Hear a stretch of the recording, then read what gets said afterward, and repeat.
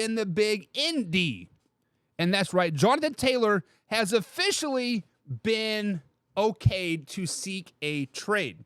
Much like what Austin Eckler was able to do this offseason, the Chargers said, hey, if you can go find somebody to trade with, go talk to them. They'll present us an offer and we'll figure it out, yada, yada, yada. Obviously, Austin Eckler did not find a suitor, but of course he's 5 years older than Jonathan Taylor, and we know how that running back situation is. So, way or no way, does a trade get done with the Indianapolis Colts and Jonathan Taylor? When we think about this, guys, what is going to be the asking price for said player? I've heard rumors. I have read rumors or stories or people on the inside, right, that have said that Jonathan Taylor, that market value or asking price will be more than Christian McCaffrey's was with the Carolina Panthers. Basically, what it comes down to is a first-round pick and like a third-round pick, basically. So basically, you're going to give up a first-round pick for a Jonathan Taylor, a fourth-year running back that has a lot of tread on the tires, that has been injured last season, that got worked to the ground in Wisconsin. Are you going to give a first-round draft pick for a fourth-year running back that is already upset with his contract, right? You signed your rookie deal, man. Yes, you did rush for 1,100 yards your rookie year. Yes, in 2021, you had 2,000 all-purpose yards, 1,800 yards rushing. Last year, you did have 861 yards for 4 touchdowns. Also missed the last 4 games of the season with an ankle injury, right? So, way or no way does Jonathan Taylor get traded by week 1 of the NFL season. My man Joey wrote a great blog over at manhourradio.com, and he gave us 4 teams to look for to make a trade. It was Miami Dolphins, Las Vegas Raiders, Tampa Bay Buccaneers, and then the Chicago Bears. If any of those teams could make a trade and get it done, would be the Chicago Bears. We actually talked about this when camp first started, and Jonathan Taylor said, I want out. I want to get traded.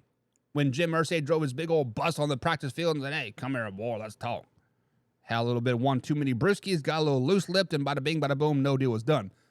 But if the Chicago Bears are truly a player in this game, truly a player, they have the cap room, they have the draft capital, and their running back situation just isn't very good. Yes, I know they got like 3 or 4 backs, but Jonathan Taylor makes them a hell of a lot better. So does a trade get done? Obviously, we're going to waffle around the answer a little bit, and it depends, right?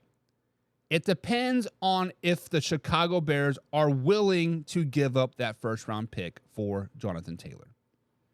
I think the Bears are the only team out there that would legitimately consider it because they might be a running back away from building a great core.